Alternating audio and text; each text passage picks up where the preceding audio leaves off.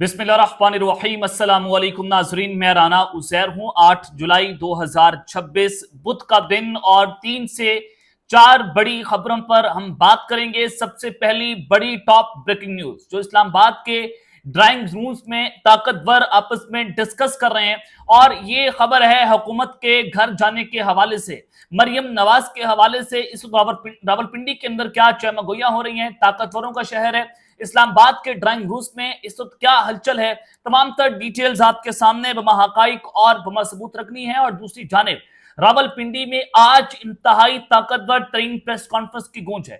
वो press conference की timings बहुत इंपॉर्टेंट है। वो प्रेस कॉन्फ्रेंस कौन करने जा रहा है और क्यों होने जा रही है, उसके पीछे क्या हकीकत है, क्या माजरा है, इस हवाले से भी कुछ इंपॉर्टेंट डिटेल्स आपके सामने आज के इस व्लॉग में रखनी है।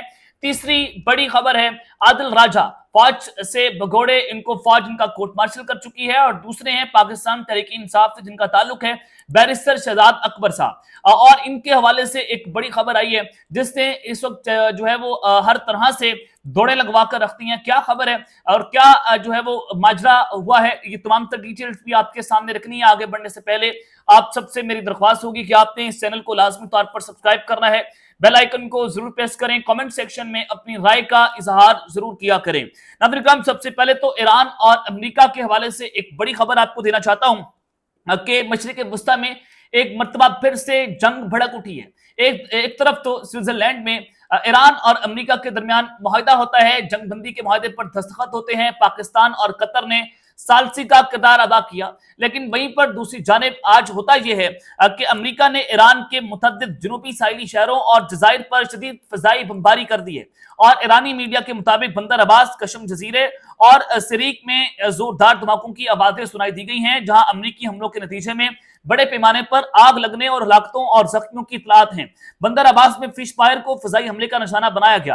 अमेरिकी बमबारी के फौरी बाद बंदर अब्बास से आग के बुलंद शोले और धुएं के स्याह बादल उठते हुए देखे गए।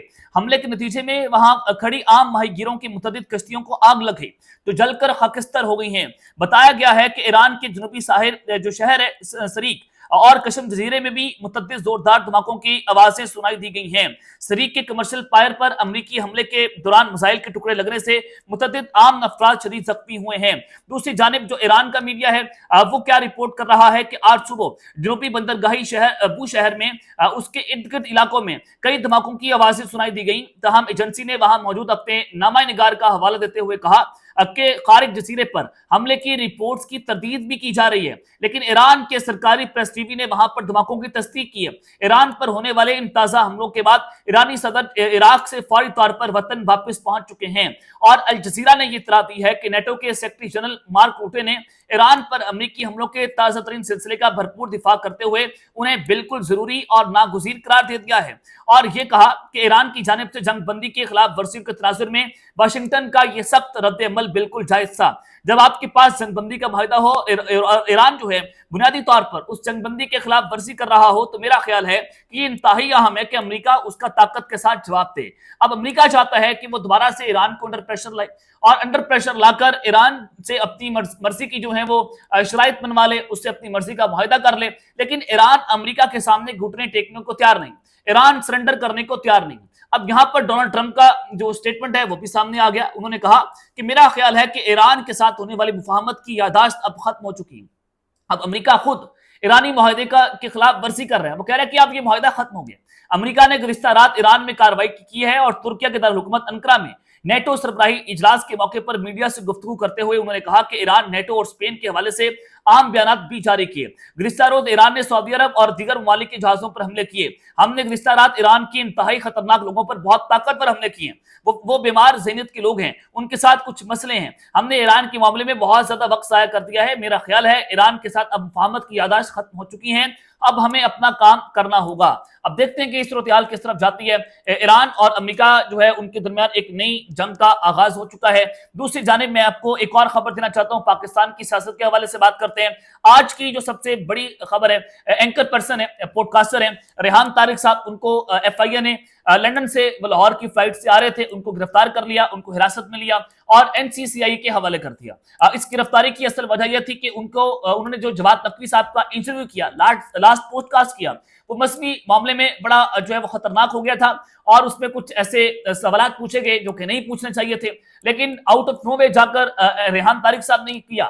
لیکن آپ جو قانون کے مطابق کارروائی ضرور کریں، لیکن پاکستان میں ایک نیا اصول، ایک نیا قاعدہ، ایک نیا قانون آپ نے بنا دیا ہے کہ آپ پہلے کسی ملزم کو گرفتار کرتے ہیں، پھر اس کے بعد FIR درج کرتے ہیں، بجائے اس کے کہ آپ ریحان طارق کو پہلے بلا کر سنتے، ان کی پیشیاں ہوتی، ان کو کال آف نوٹس دیے جاتے، بغیر نوٹسز کے، بغیر کسی کارروائی کے، بغیر کسی کو سنے آپ پہلے گرفتار کرتے ہیں، پھر آپ FIR ڈالتے ہیں۔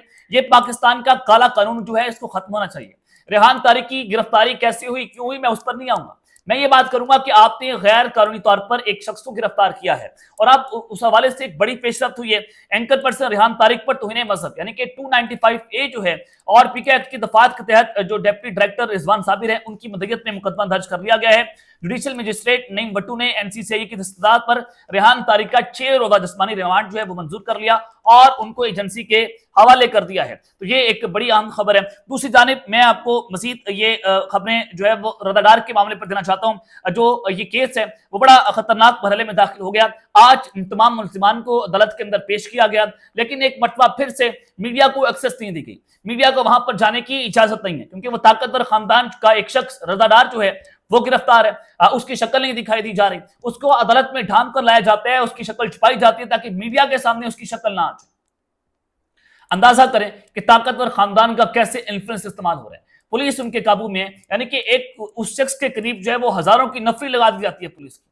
ایک مجرم کو جس پر یہ جرم ثابت ہو گیا ہے، آپ اس کو پولیس کا پروٹوکول کیسے دے رہے ہیں؟ عدالت کے اندر وہ پولیس کا پروٹوکول کیسے انجوائے کر رہے ہیں؟ یہ ایک بہت بڑا پاکستان کے قانون کے اوپر سوالیہ نشان کھڑا ہو گیا۔ لیکن خبر یہ ہے کہ 2 غیر ملکی خواتین سے زیادتی کا جو مقدمہ ہے، رضا ڈار کا عدالت میں جو جج صاحب ہے انہوں نے ماسک اتروا لیا۔ ملزم رضا ڈار نے گہرے اور پیلے رنگ کی شلوار قمیض پہن رکھی تھی، سر پر ٹوپی اور چہرے پر ماسک لگا رکھا تھا۔ عدالتی حکم پر رضا ڈار نے کمرہ عدالت میں ماسک اتار کر شناخت کروائی۔ رضا ڈار سے کوئی ملنے آیا اور نہ ہی انہوں نے کسی سے کوئی بات کی۔ میڈیا پر کو وہاں پر جانے کی اجازت نہیں ہے، کہیں پر میڈیا کے سوال نہ کر لے، سوال کرنے کے بعد ان سے کچھ جواب نہ لے لیا جائے اور یہ پھر کوئی ہائپ جو ہے وہ معاملہ نہ پکڑ لے۔ تو اس کے بعد یہ صورتحال جو ہے بنی ہے، تو رضا ڈار کا معاملہ جو ہے مزید دن بدن بگڑتا ہوا بھی دکھائی دے رہا ہے اور اس پہ طاقتور انفلوئنس جو ہے وہ بھی استعمال ہو رہے ہیں تاکہ اسحاق ڈار کا جو ہے ان کو بچا لیا جائے، علی ڈار کو بچا لیا جائے، بگ باس کو بچا لیا جائے۔ اور جو سب سے امپورٹنٹ بات کہ جو ان کا بگ باس جس کا نام لیا گیا تھا، وحید نامی جو شخص ہے، اس کو ابھی تک عدالت کے اندر کیوں پیش نہیں کیا گیا؟ یہ بھی ایک سوال جو ہے وہ آج اٹھایا گیا۔ اب آپ کو مزید خبریں دینا چاہتا ہوں جو عادل راجہ شداد اکبر کے حوالے سے کہ متعدد بار پاکستان نے برطانیہ سے درخواستیں کی کہ ہمیں یہ 2 شخص جو ہیں انتہائی مطلوب ہیں، ہمارے پاکستان کے ہمیں حوالے کیا جائے، لیکن برطانیہ نے پہلے بھی ان تمام تر درخواستوں کو پاکستان کی انٹرٹین نہیں کیا۔ اب اس کی کیا وجہ ہو سکتی ہے؟ اب اس حوالے سے ایک بڑی اہم خبر آئی ہے اور یہ بڑی دلچسپ خبر ہے۔ عادل راجہ اور شداد اکبر کے معاملے پر ایک بڑی اہم پیش رفت ہوئی ہے۔ برطانیہ میں پاکستان کا جو ایک گینگ بنا ہوا تھا ریپسٹ کا، جو ایک اسکول جاتی بچوں کا ریپ کرتا تھا، ان کو نشاور چیزوں ان کو کھلاتا تھا اور ان کو نشے پر لگا رہا تھا۔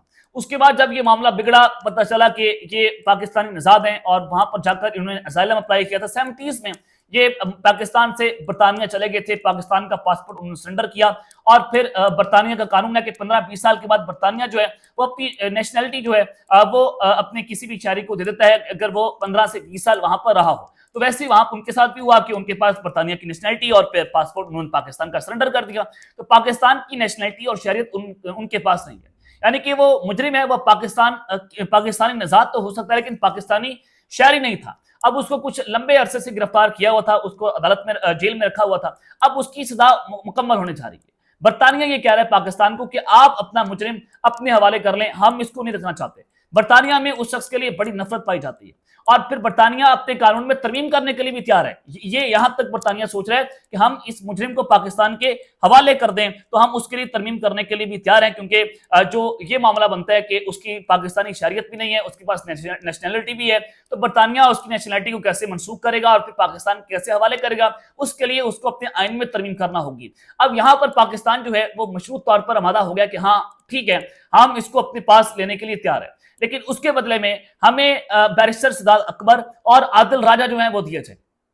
اب یہاں پر پہلے بھی پاکستان نے متعدد درخواستیں ڈالی کہ ہمیں یہ جو شخص ہیں یہ انتہائی مطلوب ہیں، ہمیں ان کو پاکستان کے حوالے کیا جائے۔ پہلے بھی برطانیہ نے پاکستان کی ان درخواستوں کو انٹرٹین نہیں کیا، اور اب 0% چانس ہے کہ برطانیہ ان کو پاکستان کے حوالے کرے گا، کیونکہ قانون کے مطابق انہوں نے وہاں پر سیاسی پناہ جو ہے وہ اس کی درخواستیں ڈالی ہوئی ہیں۔ اگر وہ انٹرٹین ہو رہی ہیں تو بھی پاکستان کے حوالے نہیں کر سکتے، ان پروسیس ہیں۔ اگر وہ پروسیس ہو گئی اور ان کو پولیٹیکل اسائلم مل گیا تو پھر تو زیرو کیا چانس ہی نہیں بنتا کہ ان کو پاکستان کے حوالے کیا جائے۔ تو برطانیہ ان کو پاکستان کے حوالے کرنے کے لیے تیار نہیں ہے، تو ان کے حوالے سے بھی ایک خبر آئی ہے۔ دوسری جانب آج جو مریم نواز اور شہباز شریف کے جانے کے حوالے سے خبر ہے وہ بڑی امپورٹنٹ ہے کہ اب کیا اصل میں ہونے جا رہا ہے اور کیا نہیں ہونے جا رہا۔ یہ جناب ایک تو آج ملاقات ہوئی ہے مریم نواز اور ملک احمد خان اسپیکر پنجاب اسمبلی کی، اور اسپیکر پنجاب اسمبلی کے بارے میں آپ جانتے ہیں کہ انہوں نے جو یہ غنڈہ ایکٹ لایا گیا، اور جو مریم نواز صاحبہ جو ہیں وہ کسی کو بھی ایک ایجنسی بنائی جائے گی کسی بھی ذلیل لیول کے اوپر، اور اگر وہ شخص جو ہے وہ لگے گا کہ یہ غنڈہ ایکٹ کے تحت اس کو کارروائی کرنی چاہیے تو اس کے گھر پر بھی قبضہ ہو جائے گا، اس کے پاسپورٹ کو بھی بلاک کر دیا جائے گا، اس کے آئی ڈی کارڈ کو بھی بلاک کر دیا جائے گا، اس کو گرفتار بھی کر لیا جائے گا، اس کے بینک اکاؤنٹس کو بلاک کر دیا جائے گا، اس کے تمام تر قانونی رائٹس جو ہیں وہ چھین کر اس کو ایک بے رحم اس کے ساتھ ایک سلوک کیا جائے گا۔ تو ایک قانون جو ہے، ایک بل جو ہے قائمہ کمیٹی سے پاس کیا، اور اس پر ملک احمد خان نے جو ان کی اتاری پنجاب اسمبلی کے اندر کھڑے ہو کر، وہ چونکہ وہ پنجاب اسمبلی کے اسپیکر ہیں، انہوں نے وہاں پر کلاس لی مریم نواز کی۔ یہ کیسے ہو سکتا ہے؟ آپ سامراج کے نظام کو پاکستان میں پنجاب کے اندر مسلط کرنا چاہتے ہیں، اور اس کے بعد ملک احمد خان کی مریم نواز کے ساتھ ملاقات ہوتی ہے۔ تو میں نے آپ کو بتایا تھا کہ وہ ملاقات بڑی امپورٹنٹ تھی، اور اس پہ مریم نواز کو مبینہ طور پر شٹ اپ کال دی گئی، اور آج ایک ملاقات ہوتی ہے ملک احمد خان کی دوبارہ سے مریم نواز کے ساتھ، اور سب سے امپورٹنٹ بات کہ یہ ملاقات جو ہے وہ ذاتی امرا میں ہوئی۔ تو اب جہاں پر مریم نواز کے گھر جانے کی خبریں آ رہی ہیں، مریم نواز کا انفلوئنس استعمال ہوا، مبینہ طور پر ان کا آفس استعمال ہو رہا ہے رضا ڈار کے اسکینڈل کے اوپر، اور ان کے گھر جانے کی باتیں ہو رہی ہیں، ان کی کرپشن کی فائلیں تیار ہو گئی ہیں، فیصل واڑا صاحب یہ کہہ رہے ہیں، اور ملک احمد خان صاحب آپ جانتے ہیں کہ ان کی جو وابستگیاں ہیں وہ پاکستان کے طاقتور لوگوں کے ساتھ ہیں، اور بڑے منجے ہوئے سیاستدان ہیں، تو لہٰذا یہ ملاقات جو ہے وہ ایک طرف سے بہت امپورٹنٹ ہے۔ دوسری جانب جو اسلام آباد کے ڈرائنگ روم سے وہاں پر ایک خبر بڑی ڈسکس ہو رہی ہے، وہ یہ ہے کہ شہباز شریف جا رہے ہیں، اور محسن نقوی صاحب جو ہیں وہ وزیر اعظم کے طور پر ان کو تیار کیا جا رہا ہے، اور یہ حکومت کا وہ جب اسٹیبلشمنٹ جو ہے وہ نہیں اٹھا سکتی۔ جب پوچھا گیا کہ شہباز شریف کون سے ایسے کام نہیں کر پا رہے جو محسن نقوی صاحب سے کروانے، بھائی شہباز شریف تو سارے کام کر رہے ہیں اور محسن نقوی سے زیادہ اچھے بچے ہیں، تو کیسے یہ ہمارے جو سسٹم ہے اس کو شہباز شریف جو ہے قابل قبول نہیں ہوں گے؟ تو میں نے جب یہ سوال پوچھا تو اس کے بعد وہ جواب نہیں تھا، تو مجھے یہ لگتا ہے کہ شہباز شریف جو ہے وہ کہیں نہیں جا رہے۔ دوسری امپورٹنٹ خبر جو ہے وہ یہ آپ کہہ سکتے ہیں کہ جو فارن منسٹر ہیں، پھر یہ بھی کہا گیا کہ جو فیلڈ مارشل سید عاصم منیر ہیں وہ صدر پاکستان بننا چاہتے ہیں، اور بھائی کون سی ایسی باتیں کر رہے ہیں کہ جب صدر فیلڈ مارشل جو ہیں وہ اپنا سٹیٹس انجوائے کر رہے ہیں، وہ اپنی پاپولیرٹی انجوائے کر رہے ہیں، دنیا اس کو قدر کی نگاہ سے دیکھ رہی ہے، وہ کیوں ایک ایسے تیر کا نسب جو ہے اپنی طرف لے لیں گے کہ جب وہ اپنی پاپولیرٹی بھی انجوائے کر رہے ہیں، اپنا سٹیٹس بھی انجوائے کر رہے ہیں، اپنی طاقت بھی انجوائے کر رہے ہیں، وہ صدر پاکستان بن کر بیٹھ جائیں؟ ایسا بالکل نہیں ہے۔